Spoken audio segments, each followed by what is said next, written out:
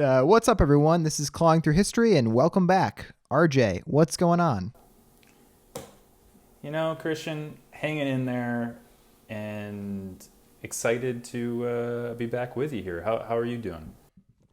I'm doing well. I have a new hat this week. I am wearing a winter hat because it is getting cold. So, thank you. Feeling good. And so then what are you drinking? What's in the glass this time? So you pointed out before we started recording that it's a repeat offender. So it's Stock by Proclamation Ale Company. Shout out to Proclamation. We Yep. should make this like a segment. We should, and now for what are you drinking? Brought to you by. Someone sponsor us, please. This could be you, yeah. Like you tell us. This week I'm drinking a IPA from Freem. It's a brewery in Hood River. It's a wonderful brewery. Highly recommend you check it out if you're ever on these neck of the woods. But I'm drinking out of a Guinness brand pint glass that you can't really see it, but it has my name etched into the pint glass. Ah, very nice. They came to Muse Tavern in Rhode Island. And Shout out. I don't know, some kind of giveaway or something. And here we go. Cheers. Nice. Yeah, Muse Tavern, a staple of my college years. That's right. That is right. Yeah, have you been back? Since college, I think I went back like a year after, but no, not really since then. I just remember them taking away my friend's fake ID. Hey, I won't say which friend. Muse. Well done. Enforce the law. Yeah, it was like literally, I think it was like a week before his 21st birthday too, so he wasn't that upset. But then my other friend, like his ID was real, but they thought his was fake too. Oh, yeah. So they tried to take his away too, but it worked out in the end. Yeah. I get that, in my travels now, having moved around a few places, the Rhode Island the Rhode Island ID confuses a lot of people. They are like, this is not real. Well, they're different than they used to be too. Now they're like flimsy and they look like Massachusetts a bit more now. So, which people don't like. That we don't want to be like Massachusetts here, okay? This is a podcast about a team in Massachusetts, Christian. What are you That's talking true, but I'm not from there. about? Oh my goodness. This is for Rhode Island Bruins fans only. Exactly. But yeah, how are things going out west? Is it I know we're not telling people what time of year it is, but how are things going out there? It's going well, the Kraken, to date it a little bit, the Kraken have officially played a game. So the Pacific Northwest has hockey again. I mean, That's awesome. NHL level hockey, I should say. Again, Portland Winterhawks are here in Portland. A team I plan to go check out a game, but so yeah, NHL hockey's back in the Pacific Northwest. But Yeah. At the time of this recording, we're about, I think most teams have played around 5 to 7 games of the NHL season. I noticed that the Kraken, they raised a 1917 Stanley Cup champion Seattle Metropolitans banner the other day. So let's just start raising banners for every team that ever existed. it's not as bad as the Colts. Remember what they did? Was it the Colts that did the runner-up banner a few years ago? I think it was AFC runner-up. Oh man, I want to see the New York Rangers. The team before them were the New York Americans, I believe. Like raise any trophies they won up into the rafters. Let's just go all out and do anything the city's ever won in the sport. Get it up there. Yeah, you just want some nice decorations on the ceiling. So, but now, what if do the we? Kraken end up going and winning a bunch of Stanley Cups, do you think they run out of room and they take it down? I mean, I would, but I don't think the Kraken are going to win anytime soon. I don't think they're as good as Las Vegas was when they first came into the league. Having said that, I haven't watched any Kraken hockey, not even 1 second of it. So ready to make a hot take based on nothing. I have nothing to back this up, but they're going to be terrible. Well, do you know? It's my week this week, so I got a story for you. Now, do you know what we're talking about? I know a little bit of it, but why don't you introduce it? So this week on the podcast, we're going to go through how the original Boston Garden was built. So it feels at this point that I am like too addicted to the old Boston Garden. It's my background. Wrote an episode on the blackout there from '88, and now here we are. But yeah, I got interested on kind of, how did it end up? This arena meant so much to the city of Boston and Bruins fans from any time before us, really, Christian. That how did he get there, and where did it come from, type thing. So part of it was a story I had read, which was the why it was built the way it was. I said this, I think, on the first episode. That a boxing promoter wanted you to be able to see the sweat on the fighter's brow from any seat, and that was another thing that led me to say, was that real, or what's the deal here? So I went digging. And probably the most digging I've done, honestly. I'm talking the New York Times, archives, the archives of the Montreal Gazette, Whoa. and more. And somebody's actually PhD thesis. So I've gone all in. So I know it's 2021 and people don't do this anymore, but I picture you in the library with those giant newspaper scroll things. In the microfilm thing, yeah. Oh yeah. I wish. Well, this is very exciting. I know this building, like you said, means a lot to older Bruins fans. They always say this new building, the Fleet Center, TD Garden, doesn't have quite the same character as the old one. So it's gonna be great. Yeah, we got to get the dads on the pod one day to talk about the old garden and some stories, but I was on the phone with my dad, and he was telling me stuff from going there and being by the concession stand, and there goes a rat scurrying away. And you're like, oh, but then he talks about it like it's the best arena that's ever been built. Marchand? Was it Marchand that was scurrying away? Yeah, he was him. And he talked about having a seat behind a pillar for a game. And so he'd be lean into one side, and then the puck would go down this way. He'd have to lean to the other side of the pillar. So it had its faults, but that's in part because it opened in 1928. So that's where our story starts today. Shall I dive in? Let's do it. Let's dive in. All right. So remember the date.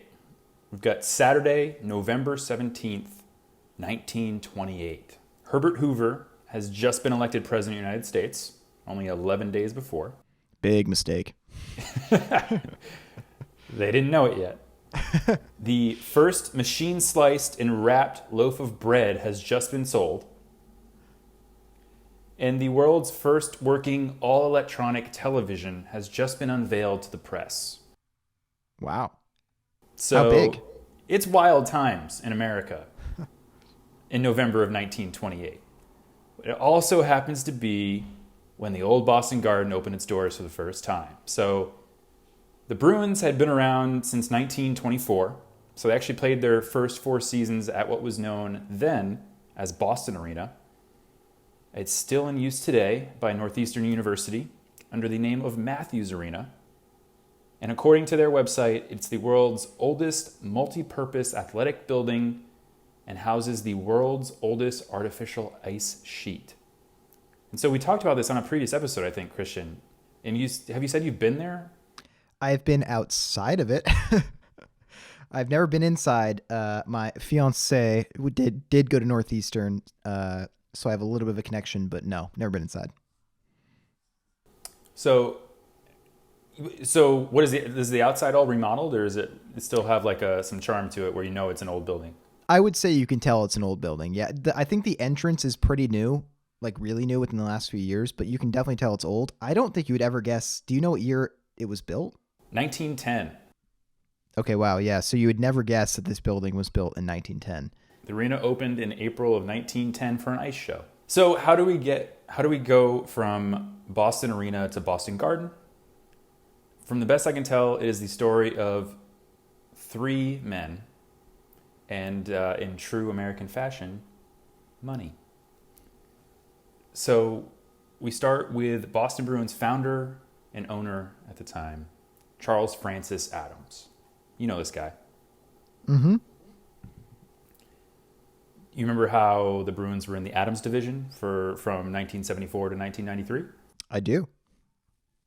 It's named after this guy. It's the Charles Francis Adams is the old Adams division that we were in. So Adams was born in Newport, Vermont in 1876. Now Newport is basically Canada. It may as well be Canada. So it's no surprise the man was a hockey fan.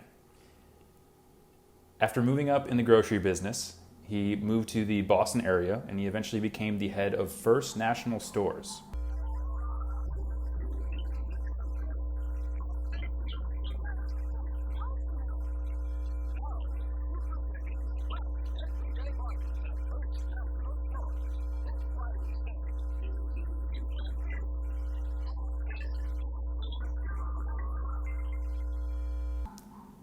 Which, I don't know, apparently is one of the major grocery chains in the U.S. back then. We wouldn't know them. Their brand of stores closed in the early 1990s. So, you know, to us, figment of the imagination, to maybe many people listening, they might be yelling at us, how do you not know about this grocery chain? But It's like Stop and Shop. yeah, you know, an old school Stop and Shop. He worked his way up there. So while he was running the grocery chain, loved checking out amateur hockey at the 3,500 seat Boston Arena. So he would go to the old Boston Arena, now Matthews, and check out amateur hockey games. And he even then, in 1924, ventured up to Montreal to take in the Stanley Cup Finals between the Canadiens and the Calgary Tigers. After making that trek and witnessing that, he really had his mind set on bringing professional hockey to Boston. We got to bring this in. No more just amateur. Let's make it professional. And so everything happened pretty quickly from there, actually. Like, it's a bit tricky to pin down exactly how quickly because I've found some conflicting information. So the Hockey Hall of Fame website says that Adams got his franchise by summer. The Bruins history section of the NHL website says the date was actually November 1st, which is clearly not summer. According to that same page, it was for a rumored fee of $15,000 or about $240,000 in today's money. That's still like very cheap. Yes, very, very cheap. And regardless of when exactly it happened in those dates, what we do know for certain, the Bees played their first NHL game December 1st, 1924. So the season started in December, or they came into the season late? I would guess it started in December. They didn't have as many games to play back then, right? If Right. only so many teams. So they're the Boston Bruins are an expansion team. That's right. December of 1924. So yeah, within the calendar year of 24, he goes to the Stanley Cup, says we need to bring a professional team to Boston, makes it happen, and puts a team on the ice. Insanity. Within a few seasons, the Bruins outgrew their modest accommodations. They went right into Boston Arena at the start, and they outgrew it. Again, it was only 3,500 seats. And so for some context, the Canadiens had just moved to the Montreal Forum, and that had more than 9,000 seats. So, you know, at the time, we're talking you want to have 10,000 seats for an NHL team. Maybe, you know, you want a bigger arena than 3,500. And so what Adams wanted was a world-class venue for his beloved team that surpassed anything seen in the league so far. So take the Forum, blow it out of the water. How do you make that happen? Well, it's a tricky one, and this is where Homer Loring comes in. Homer Loring was born in Newton in the fall of 1875. In April of 1924, he was elected as a director of the Boston and Maine Railroad. By August, he was chairman of the B&M Executive Committee. The company just happened to be the owners and operators of Boston's North Station. And so I think you see where I'm going with this. Put an arena on top of North Station. By the time Loring joined Boston and Maine, their station on Causeway Street was more than 30 years old, and it was in need of an upgrade. It turned out to be quite the pivotal moment in Boston Bruins history. And so that's because James Walsh, at least according to James Walsh himself, in an interview with the Boston Globe, so take this with a grain of salt. This is the guy saying he did something. He had the idea to go a bit bigger than just a regular old train station. So why not add a hotel and auditorium to the complex using the air rights to the station? The idea was simple enough. People in the suburbs hop on B&M trains after dinner, see a show right at North Station, hop back on the trains after it's over. Voila. It's an idea to create a new revenue stream for the railroad. Of course, Loring and Company. I like the sound of that. Now, one issue cropped up, raised by one of Boston and Maine's shareholders, who actually filed an injunction based on the legality that a railroad could construct non-railroad buildings. This shareholder was like, "Why am I in part like paying to build not a railroad? I have shares in a railroad company. What is this?" And so, illustrating just how much a large venue, a large arena that could house more than just sports was wanted, the Massachusetts legislature actually passed a bill expanding the corporate powers of Boston and Maine to ensure that construction could happen. So there was a lot more at play than just the Bruins wanted a hockey team. People in power also saw it as an opportunity to get a world-class venue in to have concerts and preachers and probably mainly on their mind political rallies.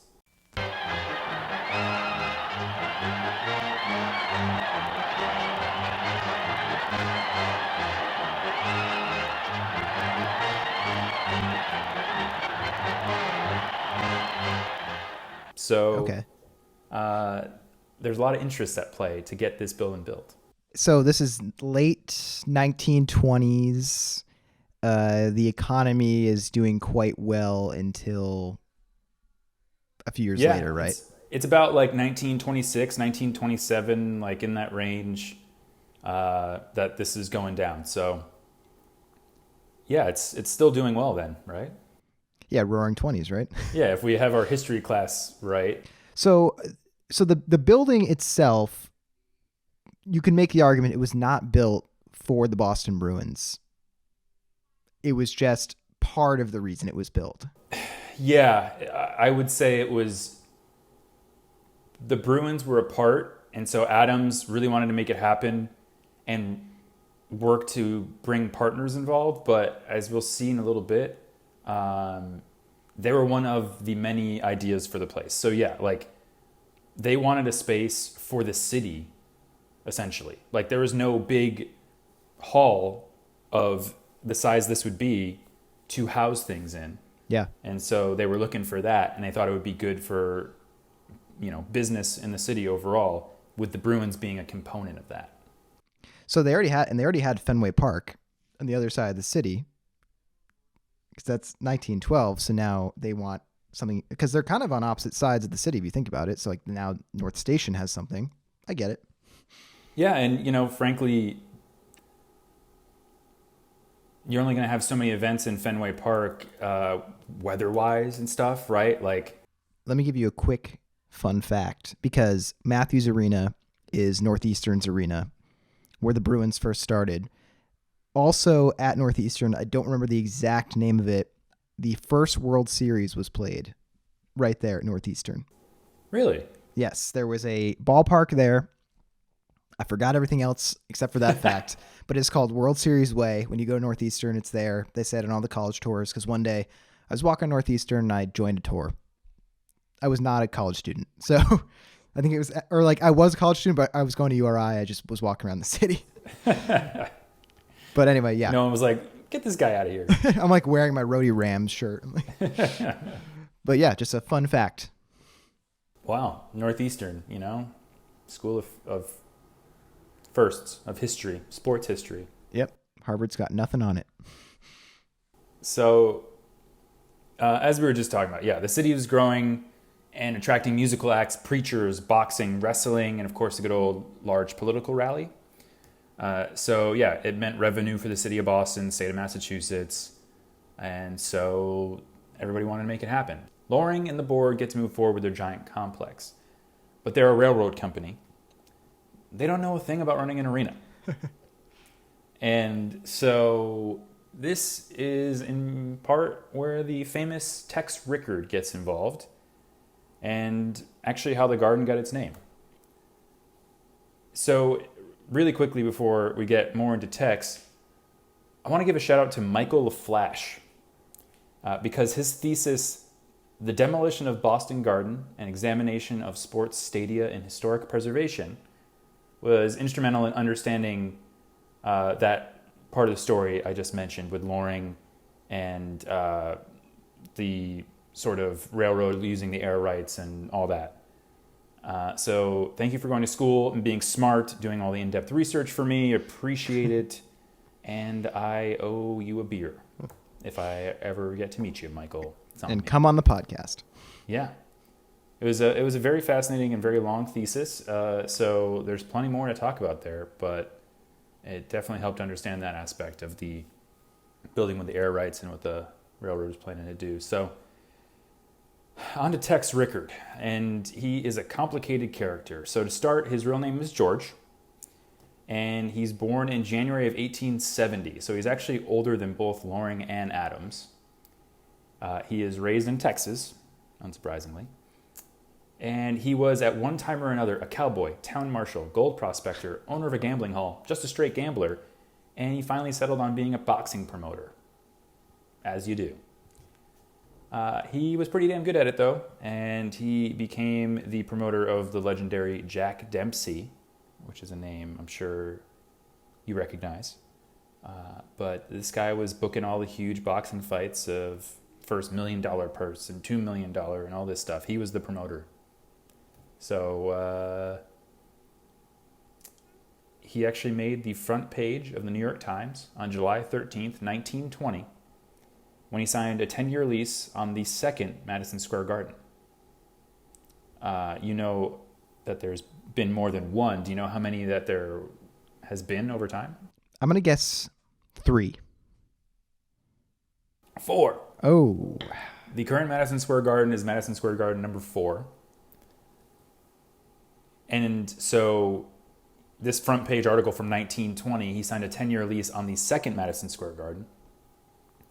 The first 2 were actually the only 2 to be in Madison Square in New York. That's where sort of the name comes from originally. It was actually in Madison Square. And then the 3rd and 4th moved out of there, with the 4th, of course, being where it is now, on top of the old Penn, or the current, but demolishing the old beautiful Penn Station to be put there. So, yeah, from what I hear, it's New Yorkers' worst nightmares, Penn Station. It is not great, though. I haven't been since they opened a new hall or something that actually you can like see light from outside, which is nice. And so, you know, it sounds like it's maybe getting better, but I haven't been to that version. So I've been told that New Yorkers don't like when we call our garden the Garden. Well, they need to get over it, because it's the same dude that named him, and it's like, you know, what do you want to do? They're both the Garden. That your dude that founded your team, founded your arena. And North Station is nicer than Penn Station, so, you know, whatever. So Tex, he got the 10-year lease from the owners of the Garden at the time, the New York Life Insurance Company, which is important because that's who ends up saying, we're going to build a office building here, and you can't have a sports arena here anymore. So Rickard, within 2 years, he was actually out at Madison Square Garden after being indicted on 4 counts of abduction and assault against underage girls. Oh my God! All right. Yep. 4 different girls ranging in age, like 13, 14, 15, stepped forward with accounts of abduction, abuse. One was found on a prize fighter's ranch The New York Times has the prosecuting attorney quoted as saying he believed the girls and brought him forward and all this. And in the end, he was found not guilty on the first indictment after just 90 minutes of a jury deliberation. Jeez. And after that, the other three were pretty much kind of just dropped with the first one going that way. So Rickard's lawyer claimed he would never return to sports, would spend the rest of his life finding the person who framed him for this. By 1923, so within a year later, he was promoting boxing matches again. So the claim of spending the rest of his life to find somebody who framed him was BS. And he's back to promoting boxing. So it was that same year in 1923 that he filed to create the new Madison Square Garden Corporation with the intent of building the third iteration of the garden, this time not in Madison Square, but up on 49th and 8th, kind of right by Times Square. Madison Square Garden, or MSG3, was completed in November of 1925, but Tex wanted more, and he was looking to build gardens for boxing around the country so he could just have a network of these arenas to host boxing matches in. So when a few guys from Boston came calling to see if he wanted in on a new arena there, he answered the call. Now, a quick aside on further hockey history with Tex. He starts the Madison Square Garden 3. The New York Americans start playing there. They're wildly successful. Despite him telling them they would be the only hockey team to play in that arena, the next year he starts another hockey team to play in that arena. And they are immediately referred to as Texas, like Tex apostrophe S, Rangers. I believe Texas Rangers is already a team. Yeah, well, maybe not. They're the New York Rangers, but that's how it's Rangers because of a Texas Ranger. Yeah, but what about the baseball team? Did they not exist yet? Oh, no. This is not a baseball podcast, so I don't know. No, sir. They are much, much newer than that. When did they start? 1961. So the New York Rangers, they were started by a guy from Texas. Is this what you're saying? Yeah, they were started by a guy from Texas, and they got the nickname the Rangers because he was Tex from Texas, and that name stuck. So Texas Rangers, went out there and played and ended up being the team from New York that stuck around. Huh. Yeah, I guess if you think about it, it makes no sense to call them the New York Rangers. There's no Rangers in New York. That is a Texas thing. Yeah. So our histories are linked more than we know. Huh. Between us and the New Yorkers and the Garden and the New York Rangers. So Tex was the guy with the experience operating a venue. He was the guy that could make sure the place was packed for more than just Bruins games. So he was the guy they wanted in on this 25-year lease for the space.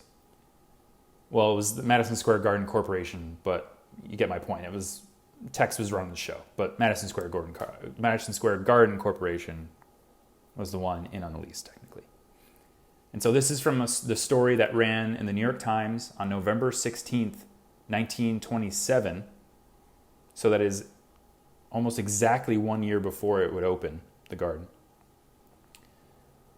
It reads, marking probably the first instance in history where a railroad has allied itself in a business venture with the sporting world, announcement was made yesterday by Homer Loring, chairman of the Boston and Maine Railroad, that plans have been completed for construction of a new North Station building in Boston on the site of the present station, which will include a large convention coliseum, a sports arena, a hotel, a 14-story office building, and a distributing terminal.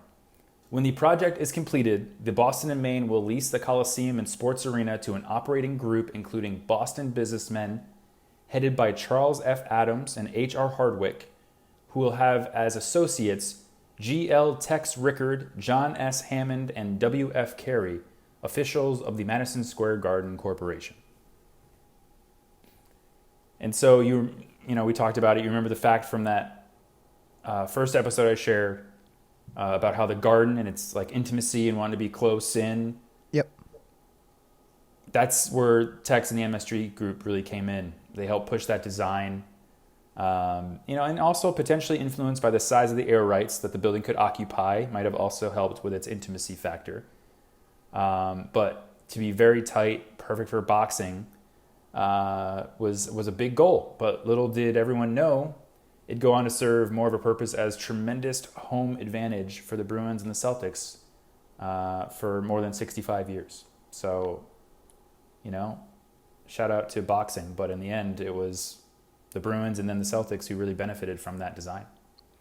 So from what I'm understanding, this was one of the first arenas to be designed on top of a train station, essentially, right? I mean, Madison Square Garden is, but like, other than that, at that time, nothing else of this size. That's a good question. I don't want to speak out of turn. It feels like yes, but and at that time, yeah, MSG wasn't on top of a train station. That only happened in the 60s when the fourth one was built. So like, it certainly feels like something that was at least very unusual for the time, to where they had to pass a special law and do all the stuff like to allow for it. But then I don't know, like the New York City subway opened in, I think, 1904, and there was buildings, above that. So what's the... Yeah, that's true. Plus you have like Yankee Stadium, I guess. There was a train, although I don't know if Yankee Stadium was around yet. That's above ground at that Yankee, though. Yeah. Interesting. And to be fair, when the first subway line that opened, it was done in a method where they basically dug out the space for it, put everything in, and then covered it with like the road or whatever. So probably wasn't too many buildings over that originally either. So I don't know. That's a good question. Maybe we can get our good friend Michael from his thesis, get him on the pod and answer this question. Yeah. Also, Boston is the oldest subway system in America. The T is the oldest. When did it open? I have no idea. Come with the facts, Christian. I just know it is the oldest. Boston Tea. Oh, shit. Boston Tea Party? Boston Tea. Tell me the website's down. The Delays in the website. Yeah, really. Yeah. The history of the... this is way too far back. This is 1600s. Yeah, I'll get back to you on that. Let's keep going. History of the MBTA, the first thing that comes up is 1897. There you go. 1897. Only a year after that article ran in the Times, the Garden was ready for business. And we arrived back to where we started, Saturday, November 17th, 1928. So there's actually not a Bruins game that night. It is an opening ceremony with a performance of taps for the fallen soldiers. There's a singing of the national anthem, a greeting from the Massachusetts Secretary of State, and more. All before the main event, a boxing match between Dorchester's own Dick Honeyboy Finnegan and Andre Routis, or Routy, whatever, however you pronounce it in French. Sorry, y'all. Of France. Oui. With Honeyboy going on to win the fight, by the way. So, good vibes on night one of the Garden with the Dorchester kid winning. But again, kind of showing you the priority there. The first night, the main event was a boxing match. And boxing was a huge sport at the time, right? Yes, absolutely, yes. So, yeah, the Bruins wouldn't make their Garden debut until 3 days later. It was actually on November 20th. But from reports, it was an eventful one. I'm going to read to you now from the Montreal Gazette. The headline is "Crowd of 17,000 Watch Canadiens Down Boston 1-0." Subheadings of Silvio Mantha scores only goal of the game in lone rush in second period. Record gathering, new Garden packed to rafters as huge throng breaks down doors and rushes through police lines. What? This is a special to the Gazette. So Boston, November 20th, Canadiens of Montreal, the Flying Frenchmen of hockey, spoiled the opening of the gigantic new Garden tonight by beating the Boston Bruins 1-0 before a crowd of 17,000 people, the largest that ever saw a hockey game in the city. The capacity of the Garden was supposed to be 15,000, but a crowd of thousands of wild hockey fans, unable to buy either seats or standing room, stormed the doors, swept aside police lines, and flowed into the building, filling every inch of standing space and almost bulging out onto the ice. Windows were smashed and doors were broken in the wild assault on the building.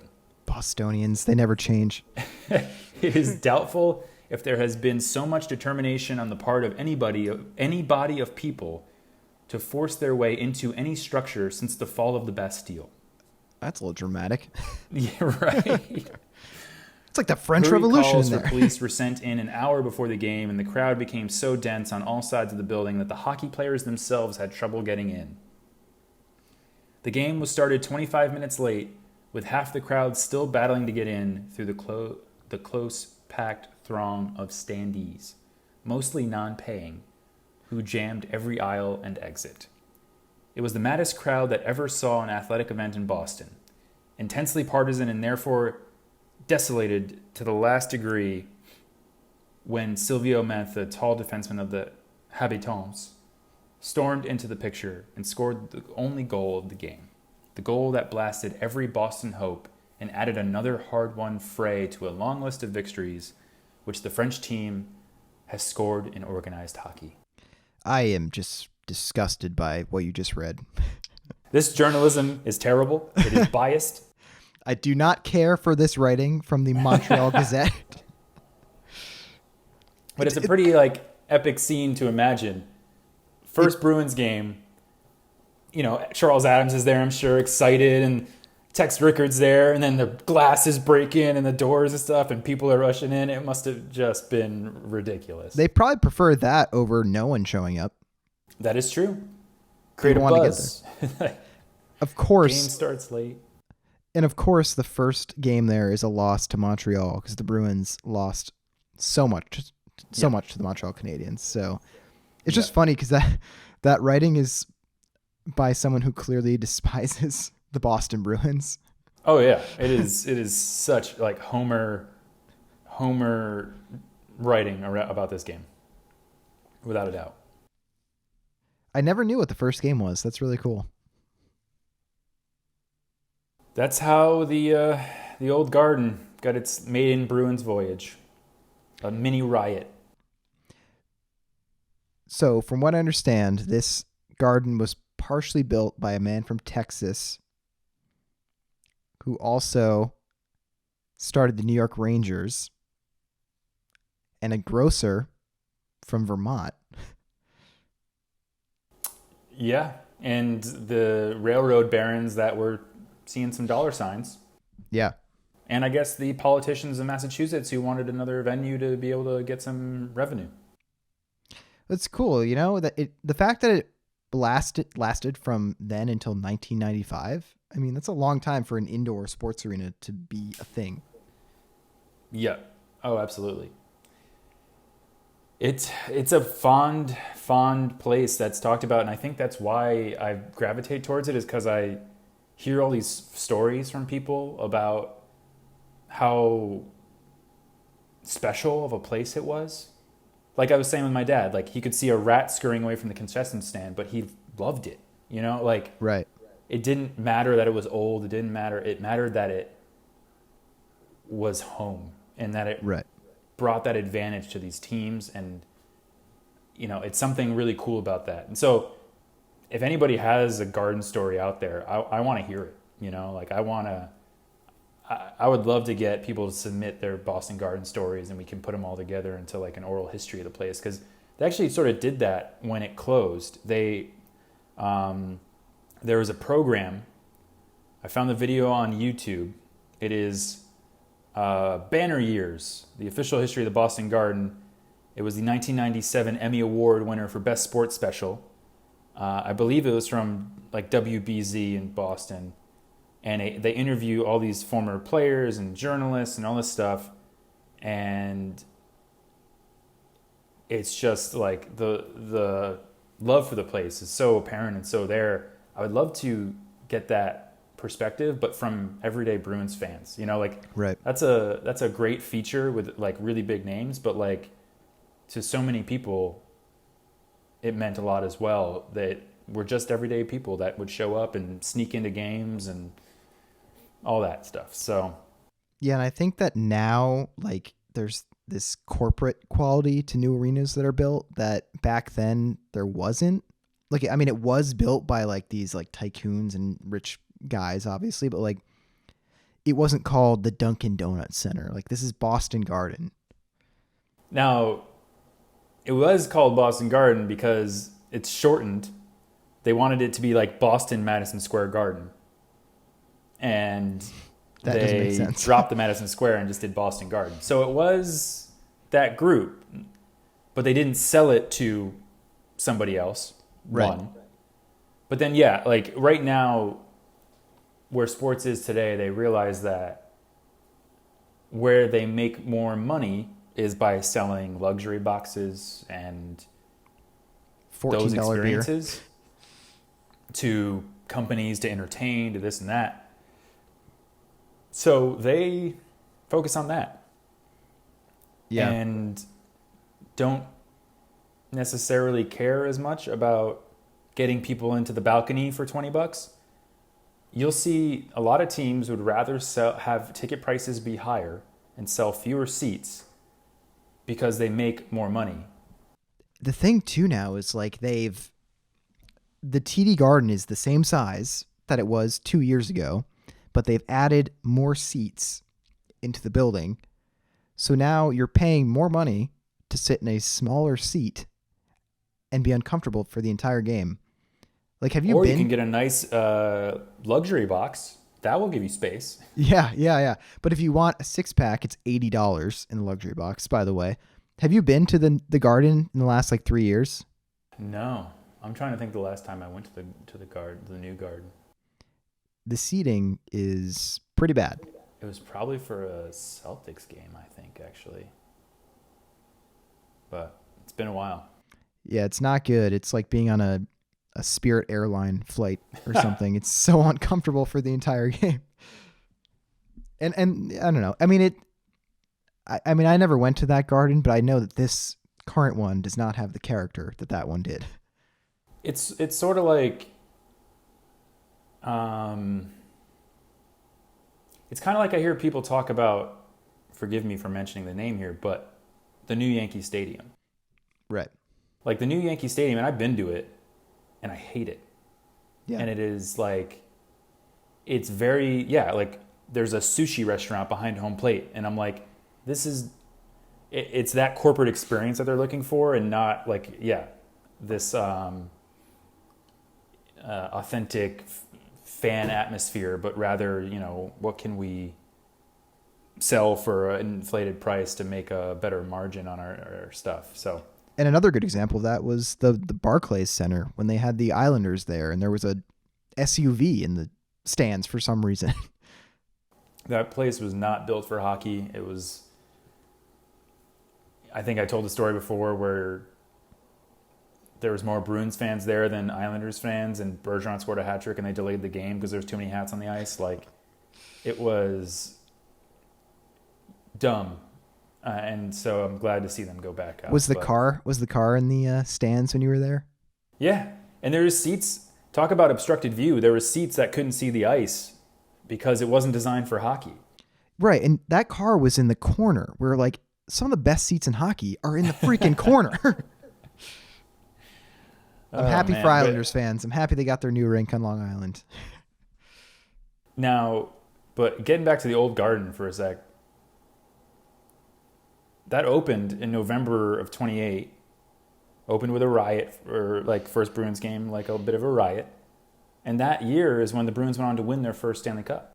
Yeah, 1929. Eddie Shore. So good vibes all around in the Garden. Yeah, so they won in 29 and then didn't win again until, hold on a second. They won in the early 30s? Stanley Cup wins. Let's see. Oh, geez, I almost spilled my beer. 29, then 39. was the next 39. one. So 10-year difference. 41, 70, 72, 2011.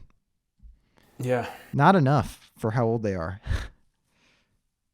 Perhaps a topic for another day, but part of the way that they were able to go from starting in 24 to winning in 29 was Charles Francis Adams, the owner. He bought the entire like Western Canadian Hockey League for $300,000. Damn.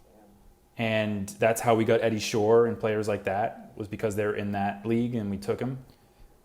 Because the way like the player system worked out, teams had affiliations with like major junior teams, or actually at this time it was like a geographic thing too. Like basically within like so many miles of your city you had rights, but the talent pool within 50 miles of Montreal is way different than the talent pool within 50 miles of Boston. Right. You know, like, so it was an unfair advantage for the Canadian teams. So then Charles Francis Adams buys the WCHL and gets those players, but also there's too many players that just go on the Bruins. So actually the other American teams benefited from his purchase of that league and got some star players to their team. So teams like the Rangers and in Chicago, Detroit, like their talent pool went up in part because of his purchase of that league. Guy's a hero. To like get talent in, because they were like, we're getting killed out here, you know. So yeah. Well, another fun fact about Charles Adams before we wrap up the episode. In 1927, Adams became the minority owner and vice president of the Boston Braves. This is not hockey. The Braves, who are now the modern day Atlanta Braves, who are in the World Series currently, played less than 2 miles from the Red Sox at Fenway Park. At the time of Adams' purchase, the Braves had been enduring several years of being bad. They were mediocre, so that affects ticket sales. So the owner of the team at the time was I'm not gonna be able to pronounce this. Emile Fuchs. Yep, something like that. So in the early 1930s, he was looking for a way to get more fans in the stands. So meanwhile, in New York, Babe Ruth was coming towards the end of his baseball career. So he wasn't quite the player he once was, but Babe Ruth, he's going to sell tickets. That's going to happen. So to get Ruth to agree to play for the Braves, Fuchs, the owner, agreed to make him vice president and assistant manager and even give him a share of the team's profits. So when Ruth got here, he had a great opening day for the team. He scored all 4 runs to win over the Giants. The New York Giants at the time, a baseball team. The good play wouldn't last, though. He was not in shape. He couldn't run to the bases. His fielding was bad. And a Braves pitcher even refused to play with Babe Ruth in the lineup. So that's how his own teammate. Oh, man. So Babe Ruth also discovered that his role as assistant vice president that he was promised was a name only. And also that the share of the team's profits that he was supposed to receive, that was a lie as well. So this owner, not Charles Adams, the owner, lied to him. But following the Ruth debacle, Charles Adams told Fuchs that he either had to step down or sell his shares. So on July 31st, 1935, Fuchs would forfeit his shares to Adams. So just a fun fact, Adams and Babe Ruth have a connection as well. Look at that. Yeah. Folks, we are just full of them. We've got all the fun facts. That is it for this week's episode of Clawing Through History. Now, don't forget to subscribe, drop a rating, wherever you get your podcasts, help us out. You can follow us on Twitter. The handle is @ClawingThroughHist. That's at Clawing, THRUHIST. Do you have an idea for an episode or a story about the old Boston Garden like we talked about? Drop us a line at clawingthroughhistory@gmail.com. And this show is produced and written by Christian Renzi and RJ DeMello. It's edited by Christian, so he officially does more work than I do. Our theme music is by Strip Mall. What song is it, Christian? We All Have Plus Things by Strip Mall. There we go. Go check them out. And until next time, go Bruins.